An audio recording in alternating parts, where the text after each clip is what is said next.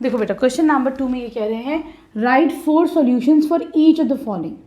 मतलब क्या है, ये जो तुम्हारे पास इक्वेशन है 2x + y = 7, इसके तुम मुझे x और y के डिफरेंट 4 वैल्यूज़ दो। तो कभी भी ऐसा होता है तो क्या करना है, सबसे पहले पुट x = 0। सबसे पहले तुम x को ही 0 पुट कर दो, ठीक है। उससे क्या होता है, आसान हो जाती है तुम्हारी जो भी कैलकुलेशन होती है। तो मैंने अगर x को 0 पुट करा तो ये क्या हो जाएगा, 0 + y = 7, ठीक है।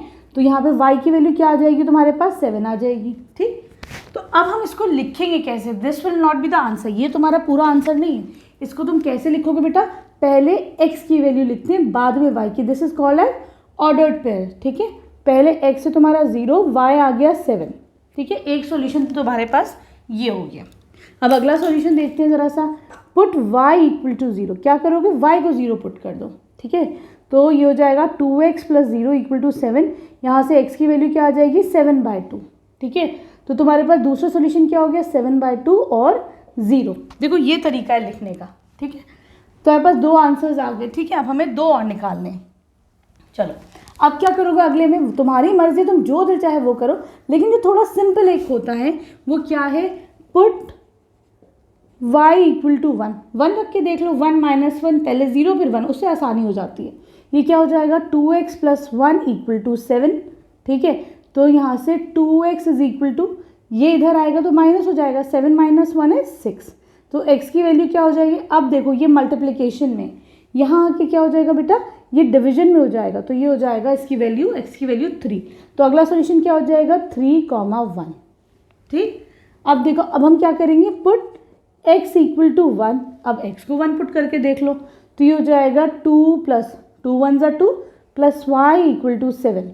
यहाँ पे y की वैल्यू क्या हो जाएगी, देखो ये एडिशन में, यहाँ आके क्या हो जाएगा सब्ट्रैक्शन में, 7 - 2 is 5।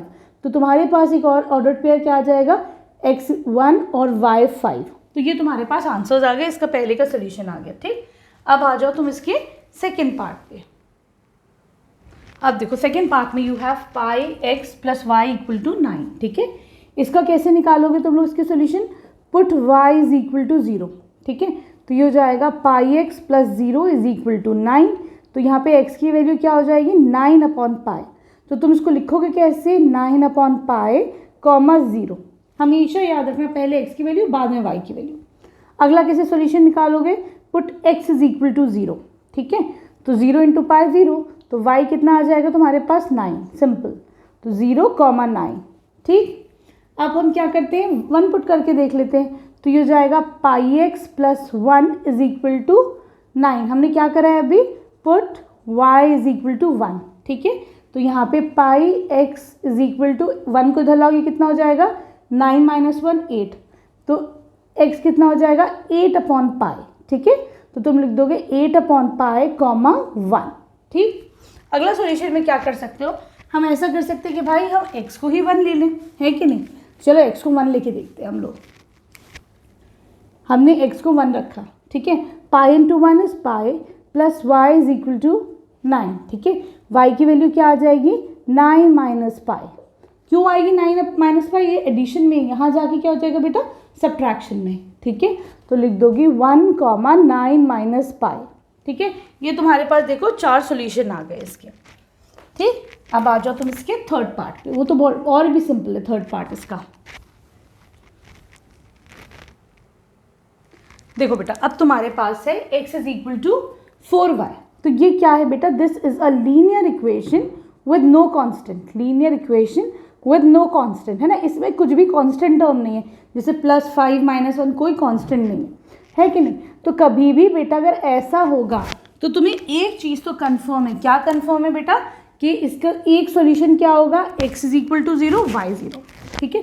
कभी अगर ऐसा हो तो सिंपल एक 0 0, तो इसका सॉल्यूशन हो ही जाएगा, ठीक है। चलो एक तो हमने निकाल लिया, अब अगला करते हैं, ठीक।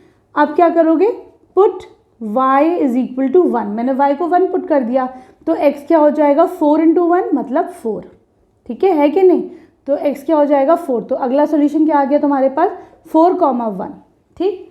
अब क्या कर सकते हैं हम, पुट x = 1। मैंने x की जगह 1 रख लिया, तो 1 = 4y।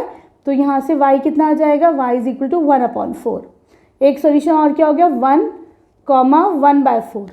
ठीक, अगला क्या कर सकते हो कि यहाँ -1 पुट कर लो अगर चाहो तो। ठीक है, put y is equal to -1, तो अब x कितना हो जाएगा -4, 4 इंटू -1 इज -4, है कि नहीं। तो क्या हो गया -4, -1। ठीक है, आ गए, देखो तुम्हारे पास चारों सोल्यूशन आ गए। अब आ जाओ तुम इसके 1, 2, 3, 4, अब आ जाओ इसके क्वेश्चन नंबर 3 पर।